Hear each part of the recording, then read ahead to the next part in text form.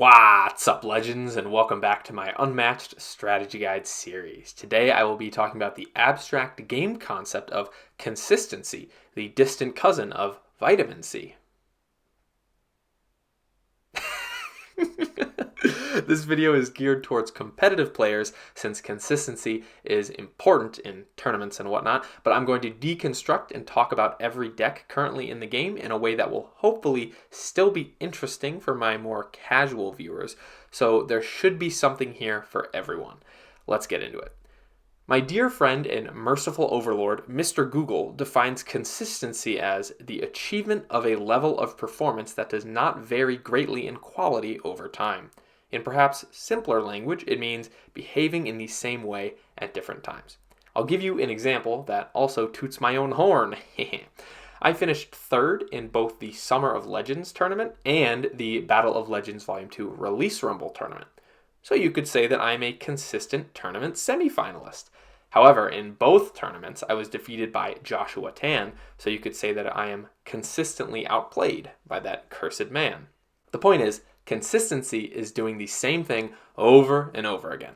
It's paramount in deck-based card games because usually your deck does something good or has some combo or some win condition built into it, and you want to be able to play your good cards or do that thing that makes you win in every game, and if possible, perform that idea or combo more than once.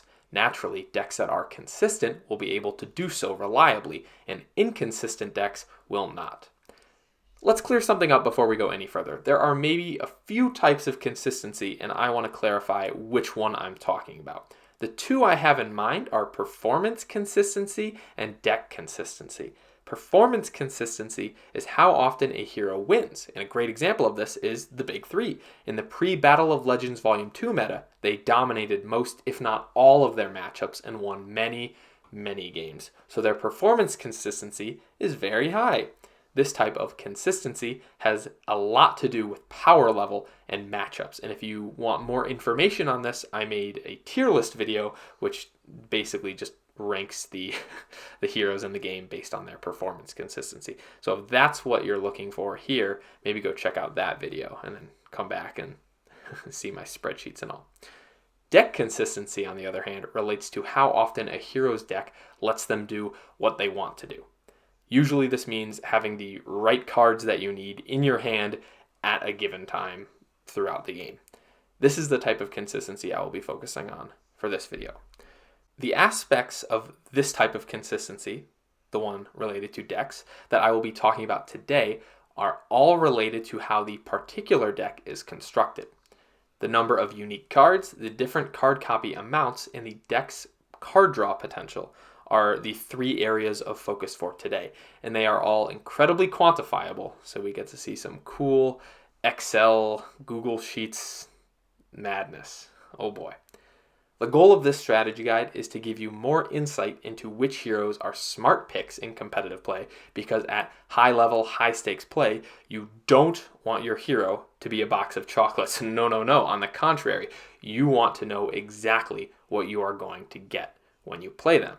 Therefore, taking a slightly weaker yet incredibly consistent hero like Buffy is sometimes a much better choice than taking a more powerful, inconsistent hero like the Raptors. Let's give a quick shout out to Dave and Sergei, who both left comments that inspired me to make this video. And yes, I will talk about the specific problems that Alice and King Arthur have in regards to consistency later on in the video. So if either of them comment down below, be sure to reply with the pineapple emoji to show your appreciation for them for giving me this idea. All right, fearless viewer, it is almost time to enter the spreadsheets. But before we do so, let's start with the definitions of a few topics that I'm going to talk about during the video. The first one is unique cards. Having a low amount of unique cards in your deck is generally preferred to a high amount, as your deck is more refined due to having less different cards. A high amount of unique cards generally means your deck is unfocused, cluttered with too many different ideas to perform the same actions or effects on a regular basis. The next topic I'm going to talk about is copy amounts of cards. Copy amounts are not black and white.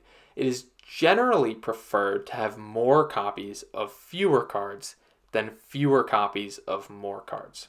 One copy cards subject you to great variance since their location in your deck can greatly affect the outcome of the game. There is usually a big difference between having it early in the game, late in the game, or even not at all. 3 and 4 copy cards subject you to less variance since you will usually see at least one copy in your first few turns and multiple copies later in the game. You get to use them multiple times, and if they are a puzzle piece to a bigger combo or strategy, you will have access to that strategy repeatedly. And the last topic I'm going to talk about is card draw. Card draw is also hard to definitively judge. Drawing too few cards subjects you to enemy aggression, and drawing too many cards risks emptying your deck and taking fatigue damage on subsequent draws. Ultimately, the rate at which you draw depends a lot on your win condition and your opponent's rate of draw, which both should be factored into your overall plan for drawing cards during the game. I see the ability to draw cards as a positive, as you have the potential to gain hand advantage over your opponent, have more options for attacking and defending, and can lessen the impact of poor hands or draws by digging into your deck further for more opportune cards.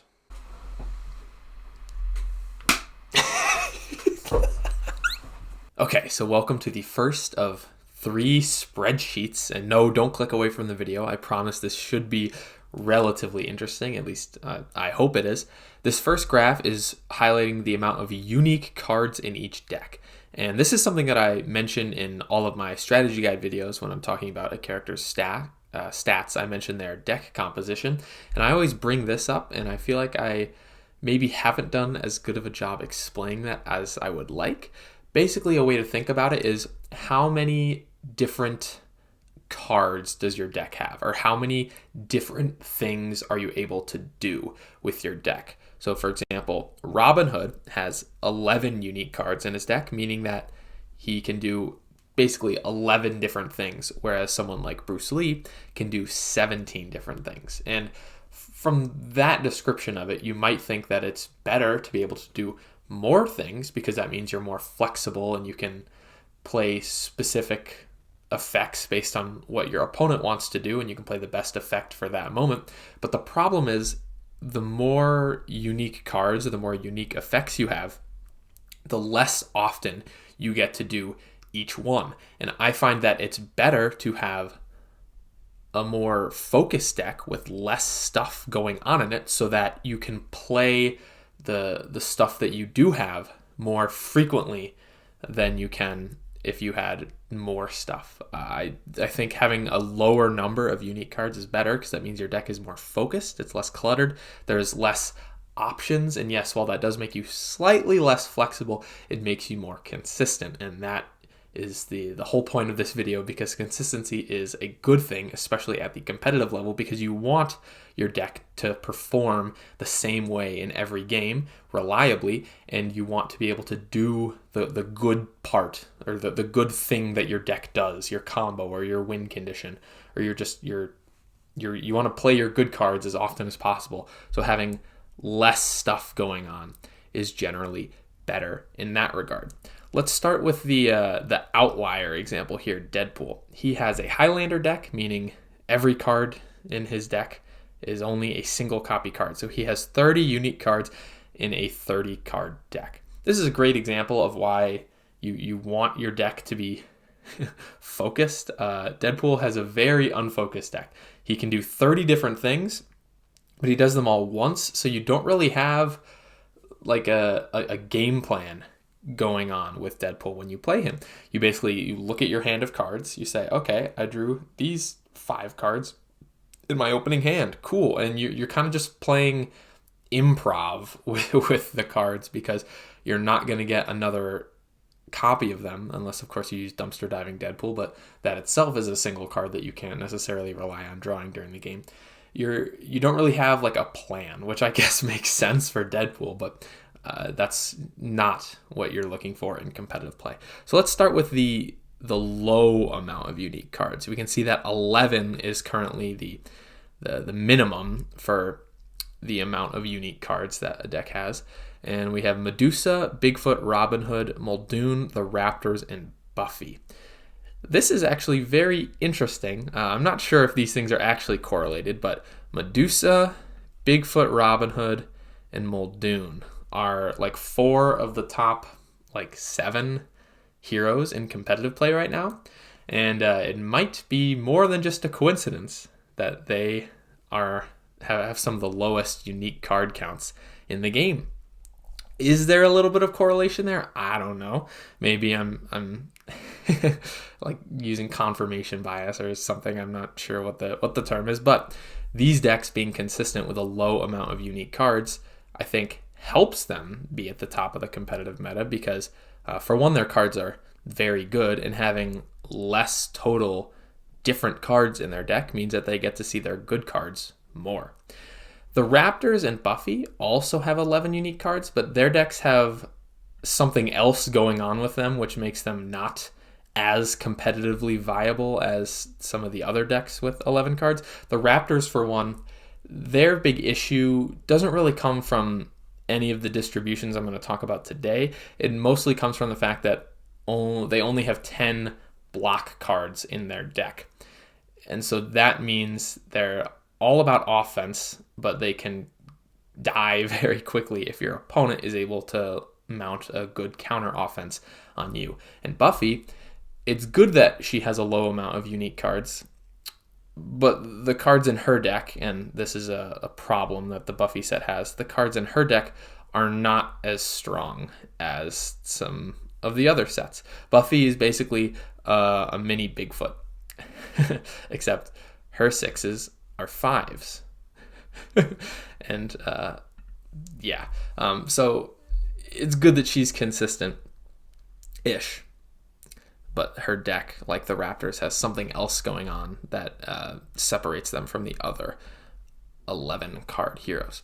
And then you can see there's a lot of yellow from this conditional formatting. I like color coding things because it makes it easy to visualize. 12 and 13 is basically average. If you see here, just the average of all these numbers, no changes, is about 13.5. But if we leave out Deadpool, it's about 12.74. So around 12 and change is about the average. So if you have 12, you're actually slightly below average. And if you have 13 or higher, 13 is slightly above average, but higher than 13 is, I guess, unideal. But you can see a lot of decks have either 12 or 13 cards, which honestly isn't that much worse than having 11. It's probably not like noticeably different when you're playing the game. It's just when you get to like the Invisible Man, who has 14 unique cards. He's the only one that has that number. You might see a little bit of a difference compared to some of the decks with 11 unique cards. So overall, anyone that's yellow like probably doesn't really have an issue in this sense. It's better to minimize the number for the things that we're about to talk about. So Alice and King Arthur have 15 and 16 unique cards respectively. And Sinbad and Bruce Lee have 16 and 17, respectively, except Sinbad and Bruce Lee have something else going on that I'll talk about after Alice and King Arthur. This is what I mean by kind of unfocused decks. They just have a lot going on, and part of that has to do with the amount of one-copy cards they have, which is what we're going to talk about next. But they just have a lot of unique cards, and based on if they draw some of them or not, that can dictate the game for them. And this is where the decks kind of become a little unrefined, and it would be better if they had like 1 or 2 less unique cards so that they could do what they do best more often.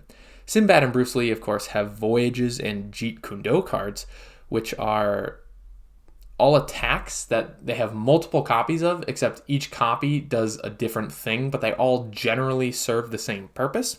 So Sinbad has Voyages that are 2-value attacks that have +1 added to them for each voyage in your discard pile, and then they do something different after combat, where Bruce Lee's Jeets are all 3-value attacks that give him an action and do something different.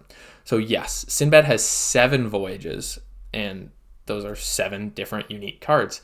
So he has 9 non-voyage unique cards, but the 7 voyages bring him up to 16. So if we lump all the voyages together in one card, we take away 6. So he's actually at 10 unique cards. So if we're looking at it in that sense, he's actually one of like the most consistent decks in the game in terms of this aspect of consistency. But of course, that's not really an accurate way to look at it, because lumping all the voyages together isn't like how that actually works, because there's some differences in the voyages. I'd say like voyage home, that's oh my goodness, I can't type. Voyage home, that's like probably the most important voyage, because when you play that, it requires specific timing and setup and things like that. So you're not just going to auto play that if it's in your hand. And then there's the heal voyage, the damage voyage, and the random discard voyage that I think are the better voyages of the 7. You have the move voyage, the draw voyage, and the hand peek voyage that are all like just okay. I think these 3 voyages are better than these 3. So even then, that's like 3 different tiers of voyages, I would say. So lumping them all into one card isn't exactly the most accurate metric. Same thing with Bruce Lee. His good Jeets, I think, are the cancel, the rando discard, and the shift Jeet. And his less good Jeets, I think, are the swap Jeet, the damage Jeet, and the draw Jeet. It's not like the cards in this column are bad necessarily. It's just, I think, getting the cards in this row off uncanceled are a little bit better. And like if you're recycling Jeets with Be Like Water, you're probably not going to recycle these. If you like, especially the random discard and the shift, you probably want to play those multiple times. And if you're recycling the swap Jeet, that kind of feels bad a little bit. So if we lump all the Jeets together into one card, we take away 5. Bruce Lee has 12 unique cards, which is about average. But and you can see here the average of this like adjusted column, which just changes Sinbad and Bruce Lee's numbers. That's around 12.26. And if we add 2 to that for the extra 2 columns here, and we add 1 to that for the extra column there, we got the average is about 12.39. So it doesn't change it that much. But basically the magic number here, if we're leaving out Deadpool, is around 12.5 unique cards. And if you have less than that, that's generally good. If you have more than that, it's not as good. But again, the difference between 13 and 12 really isn't that big. And of course, this is just, I think, one of the most basic ways to look at consistency. This really doesn't tell the whole story, and we need to take a little bit of a deeper dive. So I'll be right back with the second graph we're going to talk about in just a second.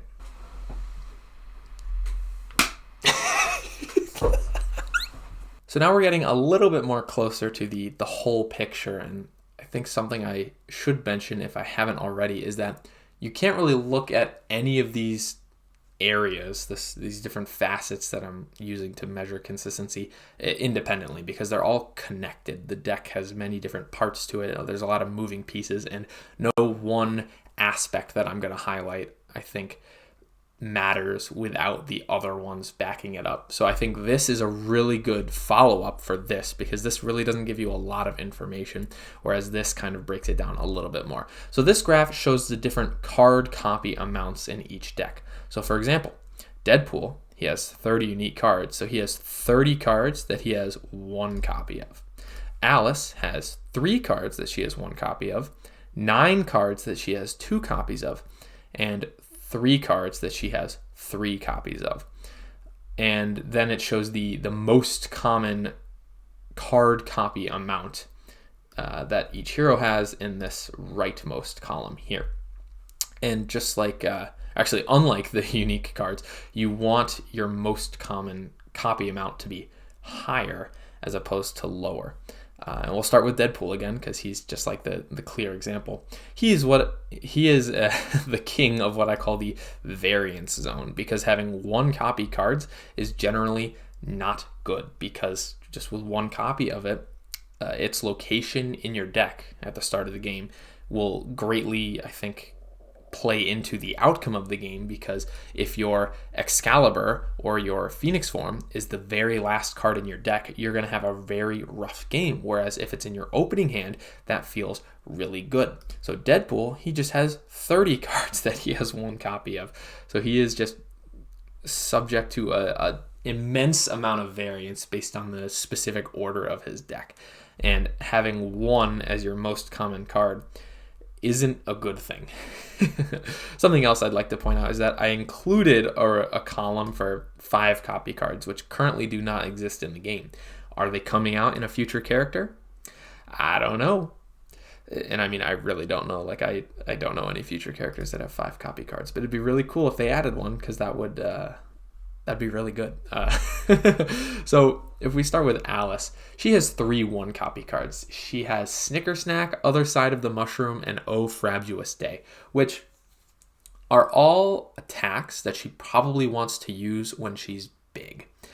And this is kind of what I mean by, like, it's cool to have a bunch of like different effects, but that makes her deck unfocused, because all 3 of those attacks generally serve the same purpose. You're going to smack your opponent when you're big, except they all do different things. So like, just based on the ones that you have in your hand when you're going to smack someone, it could be better or worse if it has the specific effect that you actually want on it. I think Snicker Snack is probably the best of the 3, although the mushroom helps with kiting, and Oh Frabulous Day is just a 6 attack that, or a 6 value attack if you're big, that just makes you small after combat. So it's good if you're smacking your opponent. That's your second action. It ends your turn, but now you're small, so when your opponent attacks you back, you have that defensive buff.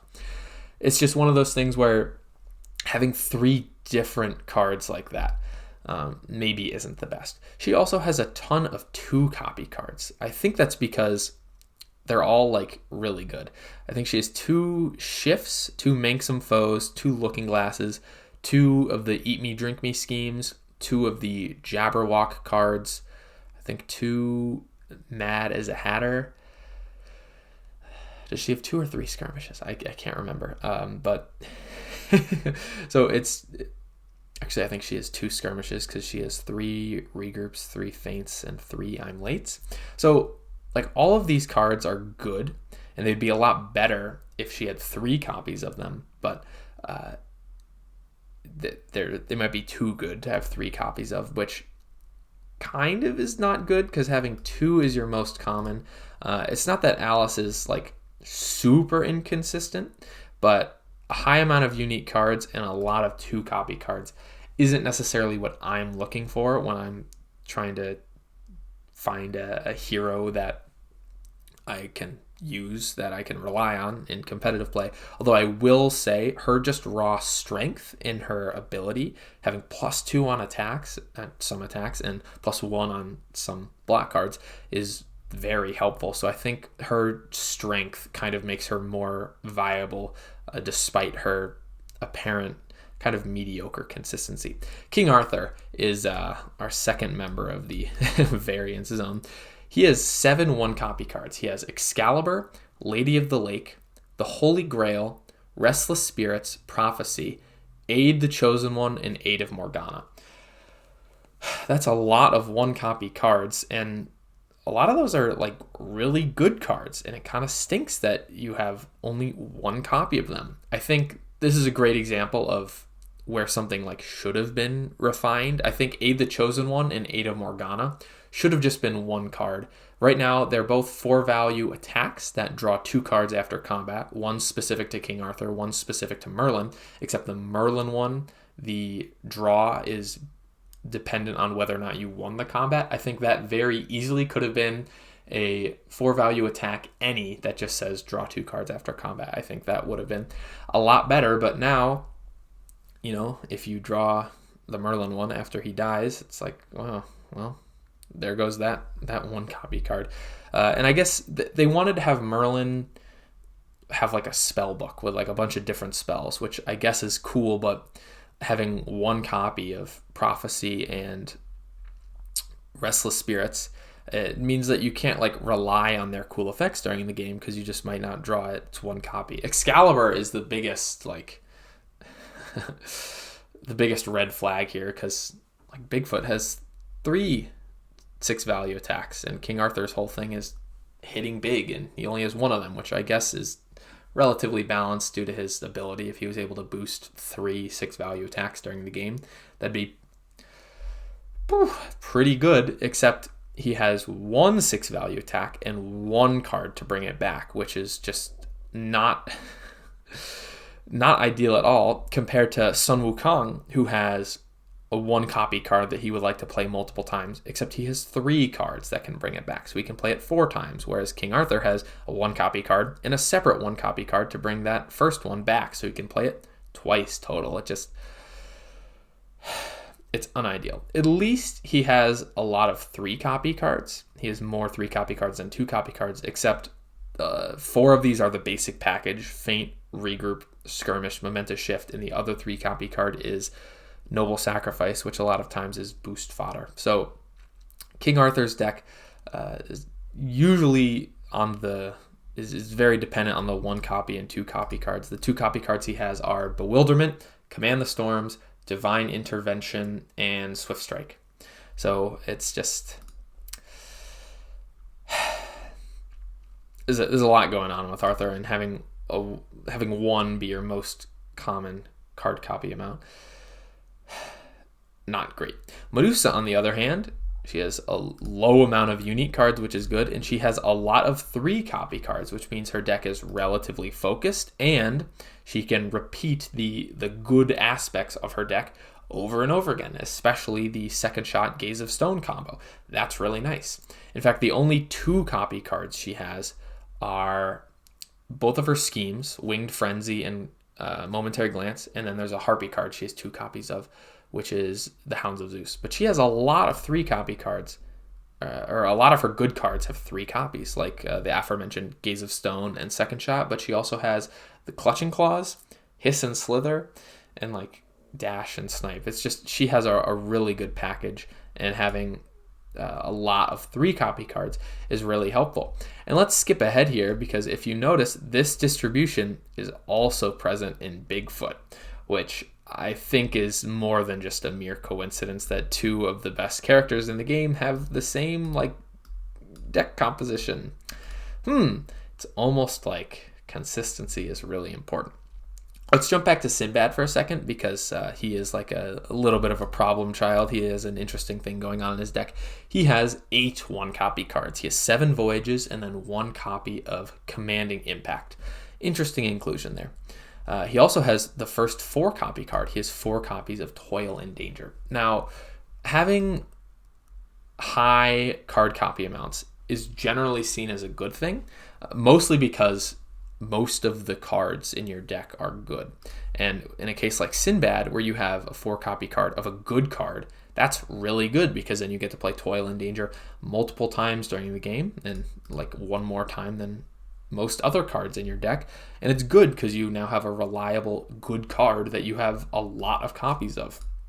Having high card copy amounts is bad in a case like Spike, who has 4 copies of Seek the Shadows, which is just a horrible scheme because it puts you so much closer to exhaustion, and it only works if your enemy ends their turn next to you and you play that on their first action. Otherwise, it's just like a horrible card to play. So having 4 copies of Seek the Shadows actually hurts Spike compared to Toil and Danger, which helps Sinbad a lot.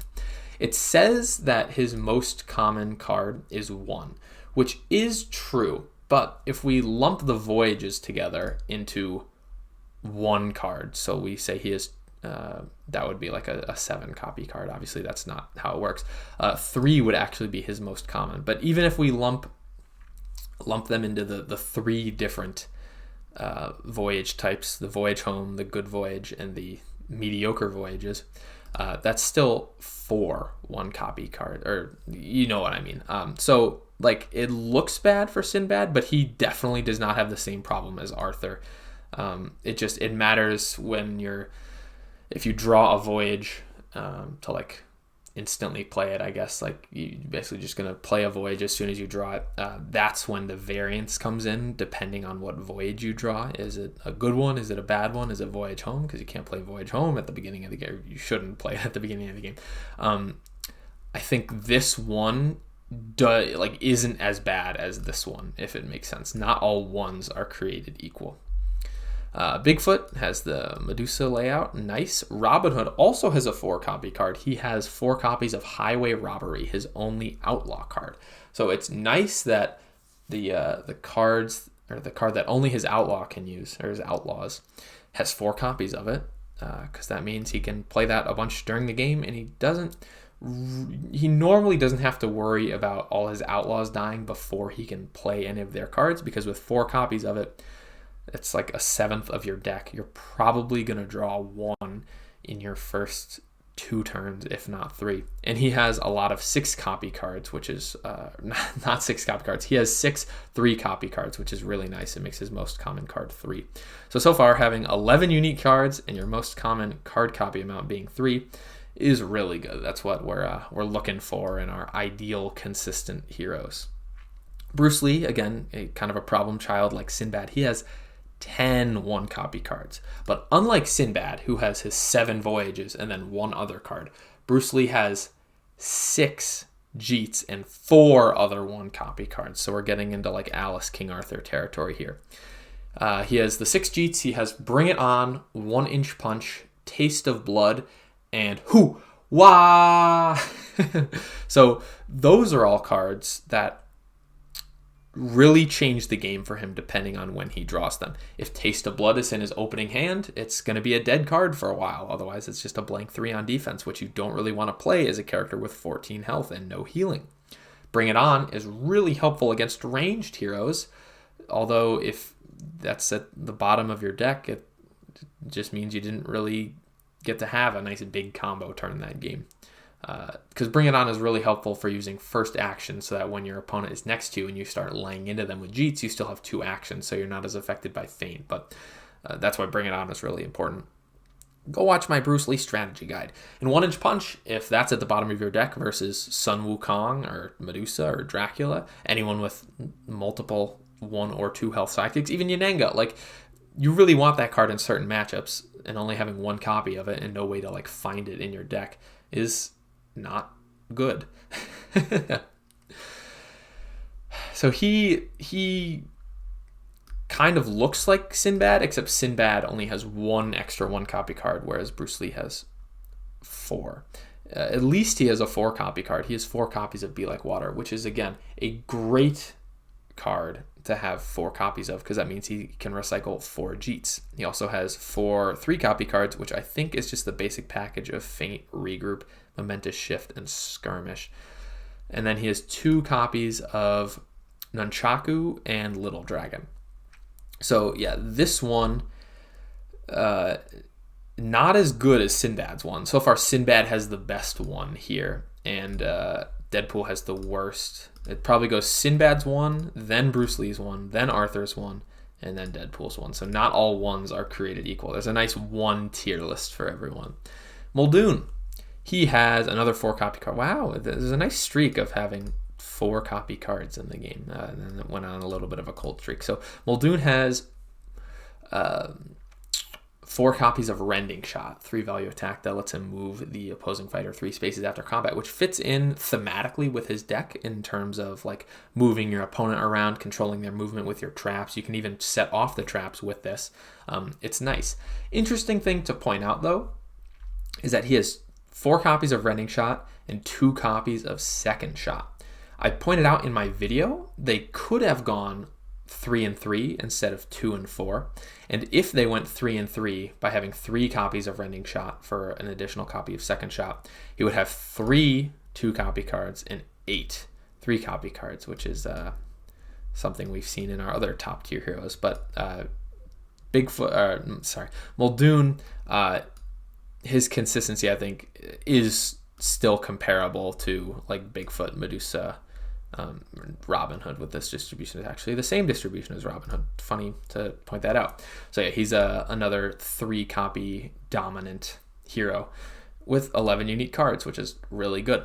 The Raptors, they are the only hero in the game with 2 4-copy cards. They have 4 decoys. Very nice that they have that. And they have 4 They Remembers, which Like, would you rather have 4 eviscerates or 4 pack hunters or 4 clever girls or 4 ambushes? Yes. It's still a decent card to have, but it's not as like uber super important that you have 4 copies of They Remember compared to something like Be Like Water, for instance. And they have actually more 2-copy cards than 3-copy cards.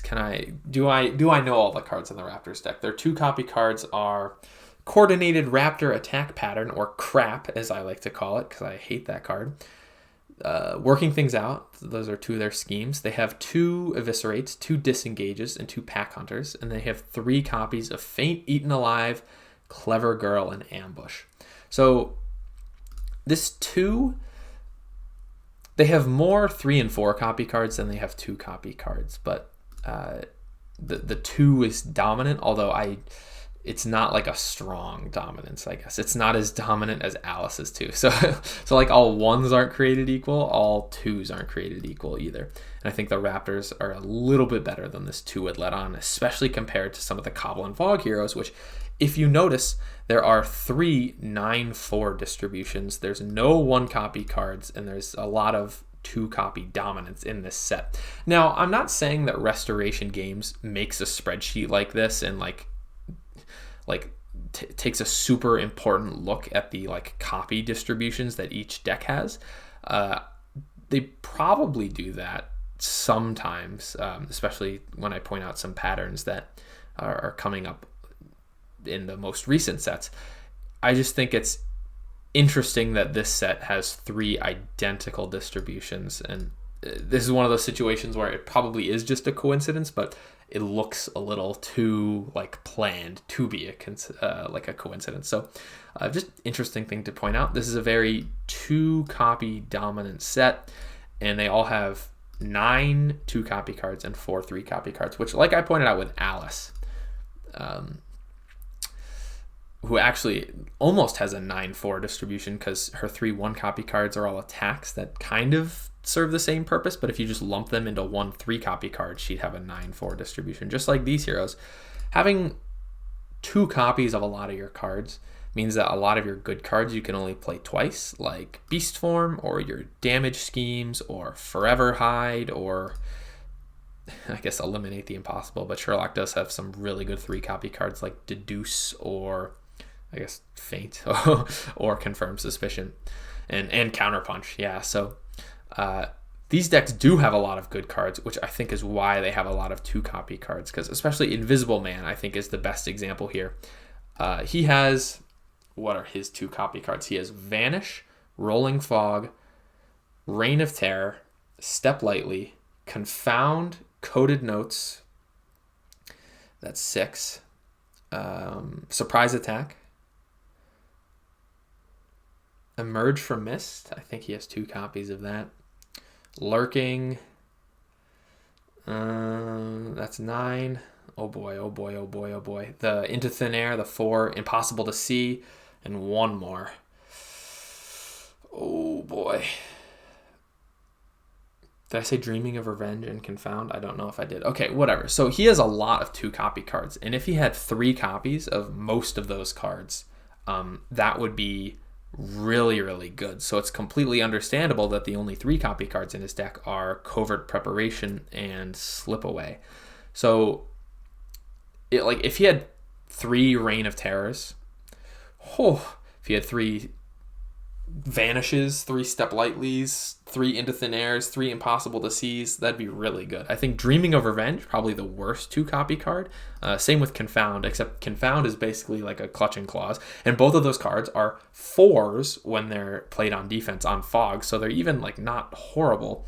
So Invisible Man, I think, has some consistency issues because he has a lot of 2s and a lot of unique cards, but I think that's because a lot of his cards are really good if he had 3 copies of them. And this kind of has to do with like his play style, kind of how like the Raptors like look really good, but due to something else going on with them, they're not as good. I think Invisible Man looks bad, but isn't as bad as he looks because his play style is more defensive. So he's going to play with a lot of cards in his hand. So he's going to have a lot of options, and therefore, like, the consistency issues aren't really that horrible because he plays in a way that mitigates them. Whereas the Raptors, who are super aggressive, that is not trying to mitigate your consistency at all, trying to like rush down your opponent, playing it like a low hand count like Bloody Mary is not mitigating bad draws at all. Angel and the Buffy set, I'm not really going to talk about these so much because they're the Buffy set, but interesting to note, Buffy has the Bigfoot and Medusa distribution of 3/8, which is really good. He has allowed 3 copy cards. And even though her distribution is identical to Bigfoot and Medusa's, this is the like external crisis situation like Invisible Man and the Raptors, where there's something else going on that these numbers don't just tell the whole story on her own. It's because Buffy's cards are not as good as other characters' cards. So even though she's really consistent, she's slightly weaker comparatively, so that's why she's not as good. Angel has an even amount of 2s and 3s. Cool. Angel is not great. Willow has a lot of 2 copy cards. She's just like the Cobble and Fog heroes, except Willow's play style is naturally inconsistent because she blind boosts like there's no tomorrow, so she just loses a bunch of her cards. And Spike has 1 copy of Arrogance, which I think is probably one of the worst cards in the game. Like, it's just a 4. It's a 4 value attack, which like isn't bad, but it's just the card sucks. Like, you're never going to use it for its effect. You're never going to discard your entire hand for the extra 2 value unless it's going to win you the game. It's just, I think this is like the most egregious inclusion in any deck because it's a 1 copy card. So you only have 1 of it and it sucks. So it very easily could have just been scrapped and made something like the Sight 3 copies. Of course, that would be busted, but yeah, like they could have just made a 2 copy card have 3 copies and ditched this card, which like Spike is one of the worst characters in the game, so doing that, like, you just throw him a breadcrumb every now and then. And he has 4 copies of Seek the Shadows, which, like I've talked about before, is not a good card at all. So it's just he has 1 copy of a card that sucks and 4 copies of a card that sucks. So there's 1/6 of your deck that's just horrible already. Interesting thing to point out is that the Buffy set was made at the same time as Battle of Legends Volume 1, I think. It was made very early in the development of Unmatched, but just released later because of licensing, I think. So these numbers were coming out at the same time as these numbers, which it looks like there's a lot of 2s and 3s in a row here, but really there should be like a gap there, and the 2s can, I don't know if that makes sense to anyone, but like it looks like the Buffy set is the start of a pattern, but really it's not, because this set came out like here. Yep. Little Red Beowulf. Beowulf has an even distribution of 2s and 3s, which is, I guess it's better than having 2 be your most common copy amount, but not as good as 3. But it's a nice step in the right direction, I think, in terms of making all the characters like seem relatively balanced consistency wise. And Little Red has a lot of 2 copy cards, but a lot of her cards, like Invisible Man, are really good because her effects, if she lines up all her effects, she's one of the best fighters in the game because just they're so strong. And she has a 4 copy card of What's in My Basket, which is like the wild discard pile reset, which is really good that she has 4 copies of. Achilles, like Beowulf, nice and balanced. Same with Yanenga. Good to see that. I'd rather see decks like this than decks like these coming out now. And I'm glad that they're kind of staying away from making decks so dependent on important 1 copy cards, because it doesn't really feel fun to play as when you don't get the specific cards that you need because there's just 1 of them. And playing against those people when they just have horrible luck isn't really the most fun either.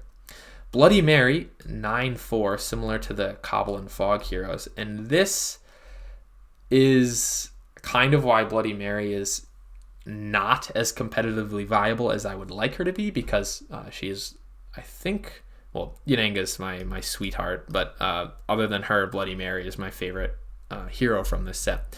You can see she has 13 when all the other heroes in the set have 12, and she has a lot of 2-copy cards, which her play style is very inconsistent because she's playing out a low hand count, so she's not really mitigating bad draws necessarily. She doesn't really have that many fallback options because she doesn't really have that many options in her hand, and having 2 copies of a lot of her important cards doesn't really help at all. I think she'd be better if they took out her ambush and gave her 3 copies of Speak 3 times and 3 copies of Ghostly Touch, the heal. But that's just me. What do I know about game design? And she's the only hero in the set who has 2 as her dominant copy amount. And Sun Wukong has the same distribution as Spike, except his 1-copy card is Phoenix Form, one of the best cards in the game. And unlike King Arthur, I touched on this earlier, he has 3 cards that get his 1-copy card back, so he can play it 4 times instead of just twice. He also has 4 copies of Sly Monkey, which is kind of like They Remember. It's like a not you don't necessarily want 4 copies of it, but I guess it's fine that you have it. Although I think They Remember is a better 4-copy card than Sly Monkey, because Sly Monkey, if you're actually going for the effect, you're playing it as Wukong, which means you're attacking with it, and you're not attacking with something like Infinite Strikes, Taunting Laughter, Ox Form, or Ryu Jingu Bang. And if you're defending with it, that means you're not defending something like Bewilderment or Golden Chainmail. So I think there's an opportunity cost with that card, although it is helpful to get out of pins and to spawn a clone for free. So I guess you can't complain. And I'm so glad they have Sly Monkey as the versatile 2 that you have 4 copies of instead of 72 transformations. But we can see here there's kind of like a pattern of more equality between your 2-copy cards and 3-copy cards. Maybe they feel better to play. I don't really have a definitive answer for that, but this is better than this is what I'm gonna say.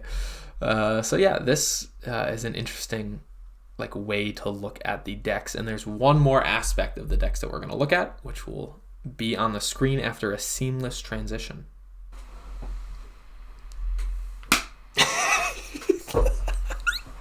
Okay, we're back. And by the way, I had these graphs off screen. I wasn't making them in between those pauses. I just didn't want you to be distracted from what I was talking about. I didn't want you to skip ahead. I wanted you to focus on what we were talking about in the moment. So this graph shows the amount of card draw that each hero has based on their cards. I factored in ability draw, but we'll talk about that in a little bit. And there's the guaranteed draw, and there's the conditional draw. I guess the difference is, a great example is regroup.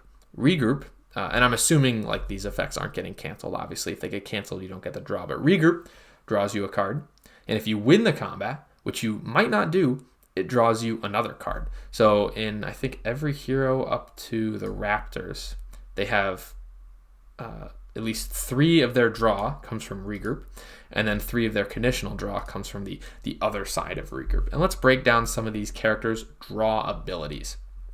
Alice has 3 regroups. She also has 2 Drink Me. I really think it's Drink Me. Drink Me is the scheme that draws her 2 cards and changes size, and that's kind of the guaranteed draw. And she has 2 copies of Looking Glass, which can draw her 2 cards, which is, I guess, more conditional. So she can draw 14 cards in total, which is, I guess, nice for her. It kind of helps smooth out some of the inconsistency issues that she can have from her high amount of unique cards and a lot of 2-copy cards. So having a decent amount of draw is relatively nice. I guess let's just see what does this say the average is. So the average is about 11.61. So obviously that doesn't include ability draw, but so this is roughly slightly around average, slightly above average, which is nice. King Arthur, though, his ability requires him to spend 2 cards a lot of times for his opponent to spend 1 card. He's boosting attacks. Ideally, he would boost every attack he could, except having about an average or slightly above average card draw for him is not good enough, because basically Alice does the same thing as him, where she has an extra 2 damage on some of her attacks. except he has the same card draw as her, and she only spends one card when she does that, and her ability can't be fainted. The other problem is King Arthur's card draw is attached to a lot of one copy cards. Prophecy, Restless Spirits, and Aid the Chosen One and Aid of Morgana are all one copy cards that draw him cards, which would be really good to see, except they're one copy cards and they can be scrolled away at the bottom, which not the best thing. I guess this argument doesn't necessarily hold up because that's 4 cards in Regroup that are his draw, whereas Alice also has 4 cards in Regroup that are her draw, except I think it just feels better as Alice because her draw is attached to 2 copy cards, whereas your draw is attached to 1 copy cards. So it's like she can use Looking Glass twice, where you can use Prophecy once and Restless Spirits once. So it just feels worse. Medusa has below average draw, except she doesn't really need a butt ton of draw because she plays rather defensively. Given her discards and her ability, you want the enemy hero coming to you, and if you're drawing more cards than them, that means you have to take kind of the initiative on turns and go after them, which is not necessarily what you want to do. So only having 3 snipes and 3 regroups for Medusa is fine. Sinbad, he has a lot of one copy cards. He has his Voyages that he really wants to get out and play as soon as possible so that he can hit super big, move super fast, and then do it all over again with Voyage Home. So he has a bunch of card draw, whether it's on Exploit or Commanding Impact or the Draw Voyage or his Regroups or the Porter card by Fortune and Fate or even his Scheme, Riches Beyond Compare, which draws 3 cards. Often that's a lot of cards to draw, and you don't really play that card in competitive too much because that puts you a lot closer to fatigue. But having the potential high draw, some of the highest card draw in the game, works out for Sinbad because he wants to accelerate through his deck and dig and find his Voyages and play them as much as possible.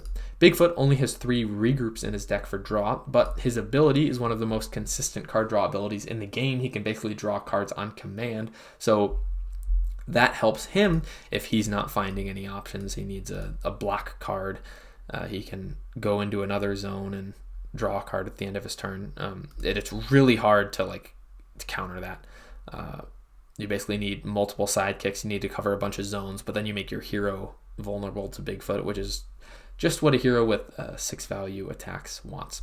Robin Hood also has a ton of draw, but a lot of it is built into conditional draw because he has 2 copies of Disarming Shot, which is a 4 value attack that draws cards based on the number of damage you dealt that combat. So if your opponent blocks with a 3, you draw 1 card since you dealt 1 damage with the 4 value attack. And if your opponent doesn't block at all and you deal 4 damage to them, well, that means your name is Joshua Tan because he always lands on our undefended Disarming Shots. It's quite hilarious. So you could draw 0 cards with those 2 cards, or you could draw 8 cards with those 2 cards. He also has Steal from the Rich, a scheme that like Riches Beyond Compare, you don't often play as Robin Hood. You just use it as boost fodder because it's just not super good. But you have cards like Snark and Piercing Shot and Defenders of Sherwood and Regroup that just draw you a bunch of cards, which, like Sinbad, works out for Robin Hood because he wants to be really aggressive. He wants to attack you twice per turn if he can. Usually it'll be about once per turn, but if you end in Robin Hood's zone, he's very happy attacking you twice, and he has the draw power to afford that aggression. Bruce Lee looks like he has a lot of draw, but I think this conditional draw is based on you recycling the draw jeet 5 times with your Hoo-Wah and Be Like Water, which you're not really going to do. He also has Taste of Blood, which might not trigger. So that's like 8 less conditional draw that you probably don't have. So he really has about average draw with his regroup and the draw jeet that you're probably going to play once, and his 2 copies of Little Dragon, which draw 2 cards. So I think Bruce Lee, this number is a lot higher than it should be because you don't want to recycle the draw jeet a lot, I don't think. He's really about average, and that's the difference between him and Sinbad. That we noticed that his 1 and Sinbad's 1 are not created equal because Bruce Lee has a lot more 1 copy cards compared to his jeets than Sinbad does to his Voyages, and not having a lot of card draw is kind of what separates Bruce from Sinbad for me in terms of consistency, because they look very similar so far, but the card draw is the advantage that Sinbad has that Bruce Lee doesn't. Although Sinbad has a lot more consistent recursion on his Jeets than Sinbad does with his voyages. If Sinbad gets voyage home fainted, that's it. Whereas Bruce Lee has 5 recursion effects with Be Like Water and Hoo-Wah. Muldoon has, again, a lot of conditional draw with his traps. He has 8 traps that when they're sent back to the box, he draws a card. He also has Regroup. He also has Call for Backup, which one of the options on it is draw 2 cards. Although you don't often do that as Muldoon, because you will die to fatigue if you draw 8 cards from your traps and 4 more from your Call for Backups and your Regroups. So that's 8 plus 4 plus 3. That's 15, I think. And if your Regroups win, oh boy, that's even more. So you just have a lot of draw. The Raptors, on the other hand, don't have any draw, and this is why I don't play the Raptors in competitive, despite them being one of my favorite fighters. They look decent on paper so far, but this is I think the straw that breaks the Raptors back, because they have nothing to fall back on. They don't have any card draw abilities if they get a bad hand, and they don't have that many defenses. I've played games where I've drawn 2 block cards in my opening 15 cards, and that's just not a winning outcome, and you don't have anything to prevent that. If the Raptors had if they subbed out Coordinated Raptor Attack Pattern, or crap as I like to call it because I hate that card, they subbed that card out with Sinbad's Riches Beyond Compare, I think they would probably be one of the best decks in the game. But they don't have any draw, so they can only draw from maneuvering or Fatal Struggle into Eaten Alive. So they are not as consistent as they would appear, because they have no oh crap, I didn't draw any block cards, I need to draw a bunch of cards. They can only just maneuver for that, and they don't really have a way to dig through their deck for more options. Dracula only has 2 exploits for draw, but he has a card draw ability. At the start of his turn, he can deal 1 damage to an adjacent fighter, whether that's his own sister or an opposing fighter, and he can deal them a damage and draw a card, which you're probably not going to get that often against ranged fighters or Bruce Lee, but against melee fighters, you're probably going to get that at least 3 to 5 times a game. So your draw is low, but it's usually going to be a little bit higher than that. Although Dracula doesn't necessarily want to draw a lot of cards, because I think Draculas tend to play a little bit a little bit more passively, because they have a bunch of passes like Ravening and Baptism of Blood to make the opponent come to them, like Medusa, and that's when you get to use your ability. If you're being aggressive as Dracula, sure, the card draw helps, but then your opponent probably isn't going to end next to you if you're kiting with disadvantage, as in maneuver attack, because then your opponent can attack maneuver away and deny you your ability. So that's why I think your ability actually draws you more cards when you play passively as Dracula. Invisible Man. He has an asterisk here because he probably would be one of the best decks in the game if he didn't have any card draw attached to it, because then he would win an exhaustion very handedly. But he draws cards with Coded Notes, which is actually a draw 3, but it's a net 1. But if you play that with an empty deck, you take 6 damage. Coded Notes, I think Covert Prep draws a card. I think Lurking draws a card as well. And those are all guaranteed draws when you play them on defense. So, unless of course they get canceled, but sure, your opponent's attacking you with a feint. He would be better, I think, without draw, and I think maybe Zero, if he watches this video and made it this far, he can leave a comment in the comment section kind of explaining his thoughts on this. But that's what I think about Invisible Man. Jekyll and Hyde, also like Dracula, doesn't look like he's a lot of draw. He draws 2 cards with Strange Case, and he can draw 2 cards with Calming Research, except he can also not draw any cards with Calming Research. He can draw 0, which is why the 2 here is conditional. But he also has a card called Scientific Method, which is a 2-value block card for Jekyll that says, after combat, draw cards equal to the amount of damage you were dealt. So kind of like an inverse disarming shot. I'm losing my voice right now, so it's time to hydrate, homies. Everyone drink their water. Oh, that's good.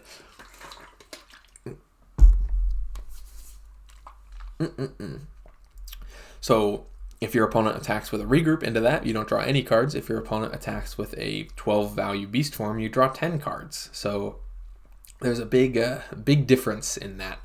So usually you're going to draw, I'd say, probably like 3 to 4 cards from both of those copies. And that actually helps set up Forever Hide, so it's actually very good that he has that option. But it doesn't look like he draws a lot of cards, which actually helps him in Exhaustion, since he has a lot of passes, especially with Calming Research, with the option to not draw any cards. Sherlock.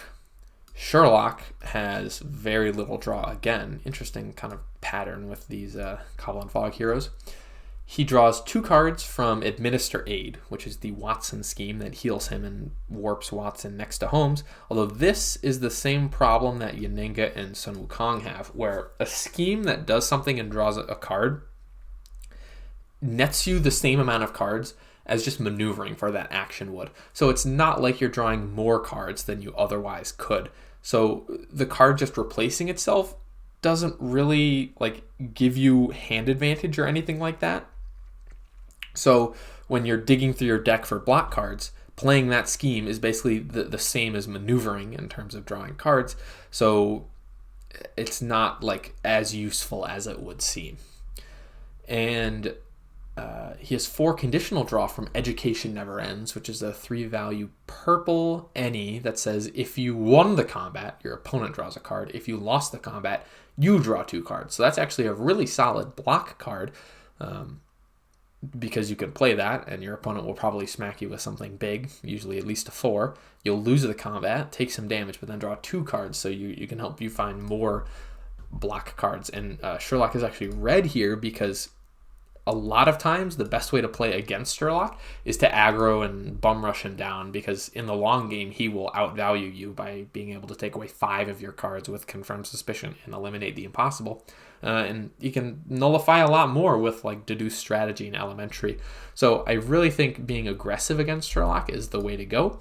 And him not having card draw means if you can keep the pressure on him while also using your own card draw to maintain hand advantage and not give him any room to breathe, that's going to be bad for him. And therefore, him having a little bit more card draw would probably make him like by far the best hero in the game. The Buffy set, they have too much card draw, which is the problem. Angel draws after he or Faith attacks and loses a combat, which is completely out of his control. Buffy, both of her sidekicks have card draw. Xander has 3 military knowledges, which are basically red exploits. And Giles has insight, which is... No, that's the eliminate the impossible. He has training, which is like Sinbad's Riches Beyond Compare. It's a scheme that draws 3 cards. So Giles can draw 3 more cards than Xander, except Buffy already has so much card draw built into her kit, especially with Daring Strike and Regroup. So a lot of times you just have excess card draw for days. Spike, especially with Seek the Shadows, has too much card draw and Empathy. That can draw 3 cards. And I guess Willow has the least, but she blind boosts, so she goes through her deck at a similar rate. The problem with the Buffy characters having so much draw is that against a character with less draw, you just exhaust faster. Which I guess is fine that the Buffy set is balanced like within itself, so that they all just draw a bunch of cards and it doesn't matter because you both go to exhaustion at the same time. But generally that is a negative that you can't really outlast other decks. And I should have mentioned here, this distribution for Buffy and this amount of unique cards is the same regardless of what sidekick you pick, because they both have 2 unique cards and they both have a 2-copy card and a 3-copy card, regardless of whether you choose Xander or Giles. Beowulf has I guess both of these characters, Beowulf and Little Red, have like a decent amount of card draw. Beowulf has Golden Drinking Horn and Fatal Struggle, and Little Red has the Wolf's Skin and Never Leave the Path. But a lot of times these heroes don't really want to use their card draw. Beowulf has a lot of passes, so he's good in exhaustion, and Little Red just doesn't want to use Path for cards. You want to use the damage effect like 90% of the time, and the other 10%.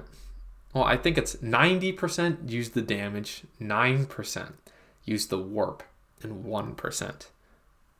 1% of the time you draw cards. But it's nice that these characters have that as an option. I'm going to drink more water because my throat is very dry right now. Hydrate, homies.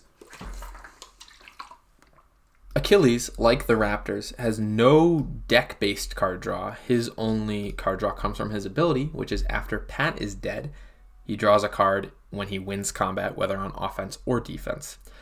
I view this as a good thing just because that helps you be really aggressive, kind of like Robin Hood, where you can attack a bunch. It helps to have extra cards in your hand so that you can boost to reach your opponent.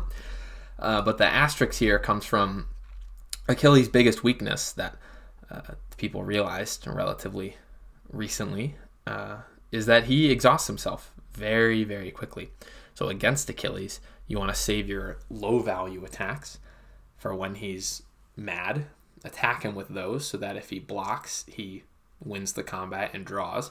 So therefore, if he's maneuvering on his turn and attacking and winning the attack, he draws 2 cards. When you attack him back and lose the combat, he draws another card. So he's drawing 3 cards around, which will very quickly put him into exhaustion.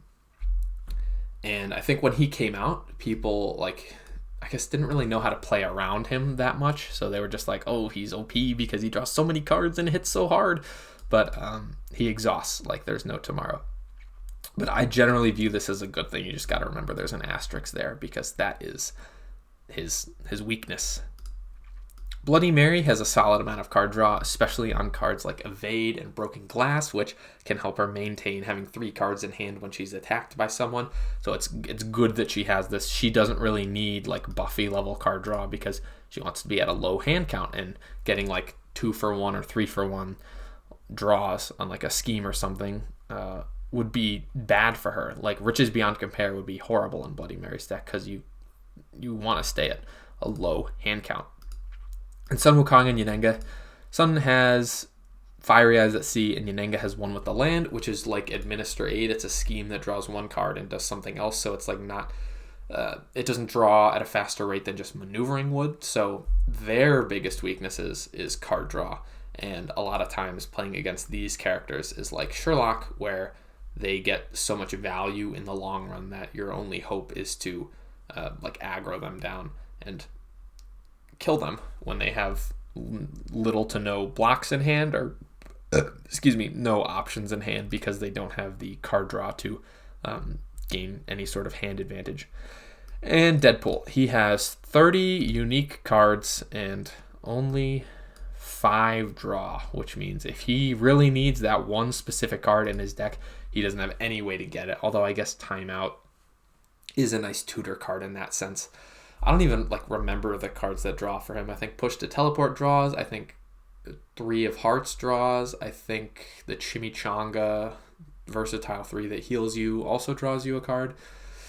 I don't really remember because it's been a while since I played as or against Deadpool, but he also is not the best because of his draw, because he really needs draw to smooth out the variance that is just innately present in his deck, and he doesn't have any. So the takeaway from this section, or I guess this entire section, is that Robin Hood is one of the best characters in the game in competitive formats because he has a low amount of unique cards. Most common card is 3, and he has a 4 copy card, which means his deck will be relatively consistent. And he has a lot of card draw to make up for any bumps in that consistency, and you can find the options you need. His ability and range is also very unforgiving, and having a bunch of sidekicks also helps with that.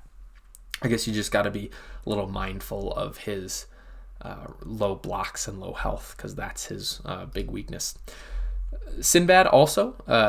really powerful cards and effects, and he has a lot of card draw to smooth out the amount of 1-copy cards he has from his voyages. Some people to avoid: King Arthur, just besides the other issues he has with his deck, not having the card draw to sustain it, in addition to a bunch of 1-copy cards and a very high amount of unique cards. The Raptors, you got to really be you just got to be able to accept a loss. Like when you see your opening hand is just like 2 disengages, 2 schemes, and like an ambush. You're just like, oh boy, like I didn't get any blocks and didn't really get that many good attacks either. Sherlock, you got to play very conservatively and draw cards. Same with Sun Wukong and Yanenga. And Achilles, you got to be aware of your win/lose condition of exhausting. So I hope this was like a helpful deep dive into like a breakdown of some characters' decks. Please let me know what you think of this in the comments, because I would love feedback on something like this. And if people hate staring at spreadsheets for as long as I love staring at spreadsheets, I will try to avoid content like this in the future. But everyone, thank you for bearing with me so far. The video will wrap up shortly.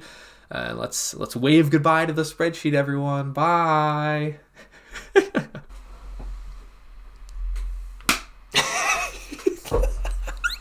Oh boy, those deep dive spreadsheets sure were something, weren't they? To wrap up the video, there are just a couple more topics I want to talk about. The first of which being other things that affect consistency that I did not make visuals for, either because I didn't want to, I was too lazy, like I just couldn't be bothered, or it's a little bit easier for you to figure this stuff out on your own, or they're just a little less quantifiable. The first one is the amount of sidekick cards or any cards you have in your deck. Solo heroes like Bruce Lee and Bloody Mary can always use every card in their deck that they draw because they're the only ones that can use it. Whereas someone like Medusa, she has 5 Harpy cards that she can't use herself as her hero, and if she has no Harpies alive, they can't use it. So that can kind of affect how your deck performs based on when you draw your sidekick cards and if your sidekicks are alive to actually play them at that time that you draw them. The amount of any cards also helps because any cards can be used by any of your fighters. So having more any cards as compared to sidekick specific or even hero specific is good, especially if you want to make a lot of use out of your sidekick. Like Bigfoot and the Jackalope. The Jackalope can use almost every card that Bigfoot can use except for Larger Than Life and Savagery. So he's very useful in that sense because you will consistently be able to use him as a vessel for playing cards. The amount of versatile cards in your deck also affects how consistent you can be, because if you have a low amount of versatiles, you have a high amount of reds and a high amount of blues, or maybe even just like a high amount of schemes along with that. That can affect what you're able to do. If you have a lot of reds and yellows, or ketchup and mustard as I call it, you're forced to kind of just hide until you can draw more cards. And if you have a lot of blue cards in your hand, although I would say most decks in the game don't have a lot of blue cards, because you're forced into a situation where you can't attack and you can only do things when your opponent attacks you, and that just doesn't give you a lot of control over the flow of the game. So if you have a lot of versatiles in your deck, that allows you to be a little bit more flexible and attack or defend regardless of the specific color cards that you have drawn. Different states of being. Some characters like Alice, Jekyll and Hyde, Little Red, and Moon Knight all have different ways or like forms that they play cards. For instance, Alice can be big or small, similar to Moon Knight. So that can kind of affect when she wants to play certain cards, along with Little Red, who has a bunch of symbols on her cards that you have to line up based on the top card of your discard pile. And if the symbol lines up, you get an effect. And if it doesn't line up, you don't get the effect. So you really want to play your cards in a particular order to just chain the effects together, but sometimes you don't draw the right symbols in the right order and you're stuck with a bunch of flowers in your hand when you really need some knives, and that can kind of affect how you have to go about playing that game. And Jekyll and Hyde, he can either be Hyde or Jekyll, and there are specific cards that only one of them can use, although there are some any. So based on what state you're in, for all these characters can affect how you play their cards and how consistent you can be based on the different options you have based on what state you're in. Recursion. Some decks have card effects that let them return cards from their discard pile either to their deck or their hand. Like just off the top of my head, Little Red, Achilles, Willow, Deadpool, King Arthur, I guess, with Lady of the Lake, and Sun Wukong, of course. And maybe there's a few others that I'm forgetting, but these characters can return cards from their discard pile back into their hands or decks, which lets them play specific cards multiple times, which basically increases the amount of times you can use a card, specifically like one copy cards like Excalibur or Phoenix Form.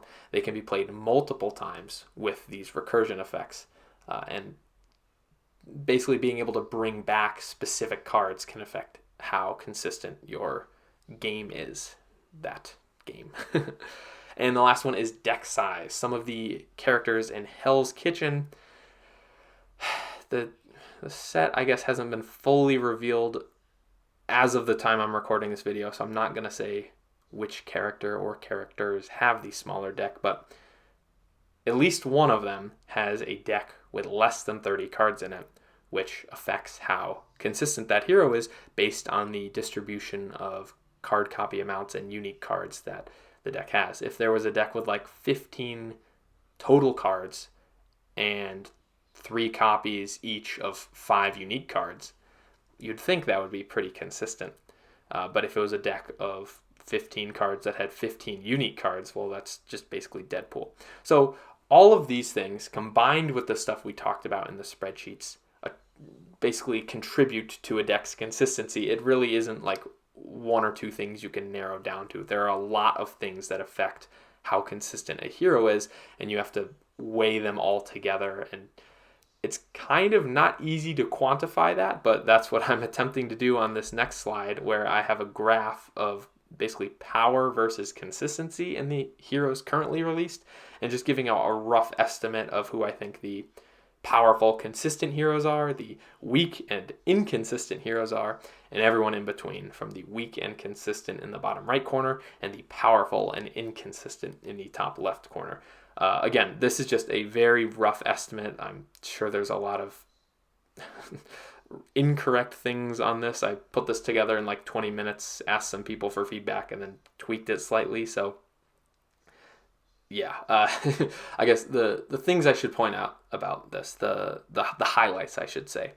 The Raptors are very powerful, but like we've seen before, inconsistent due to the low amount of block cards. You can either survive to turn 8 when your opponent doesn't have a chance at blocking everything you're throwing out at them, or you could die on turn 3 because you drew ketchup and mustard, as I like to say. Deadpool and Willow are generally very inconsistent and very weak. I would not recommend playing as either of those characters in a competitive setting. And we have Angel and Spike, and I guess Buffy a little bit, who are on the weaker end, but just incredibly consistent due to the way their decks are constructed and the just sheer balls to the wall amount of card draw that they have. And then in the top right corner, those are the heroes with the primo power and consistency. No surprise, we've got Yananga, Medusa, Bigfoot. Robin, slightly weaker, but he is very consistent, along with InGen and Sinbad. Whereas on the like power spectrum, Dracula, Sherlock, and even Achilles are just a little bit more powerful than they are consistent, in my opinion. So like I say, this probably isn't accurate. Like basically everyone from Bloody Mary to Yananga is just a jumbled mess where I'm pretty sure they could like swap places pretty fairly, just anyone in that big group. So let me know what you think about this, who you think should be where on this graph. Like I said, I just threw this together as just like a nice little visual kind of to wrap everything together that we've talked about so far. And with that, I think that will bring me to the end of this video. Thank you so much for watching. I hope you enjoyed it. I would love feedback on this type of video because, like I said, it was a little weird. There were a lot of spreadsheets, a lot of abstractness that we're talking about today. And I find this stuff fascinating, but if you guys don't like it, if you guys never want to see Google Sheets ever again on this channel, please let me know, and we'll try to make that happen, I guess. So thank you so much for watching, and as always, like, subscribe, and yeet!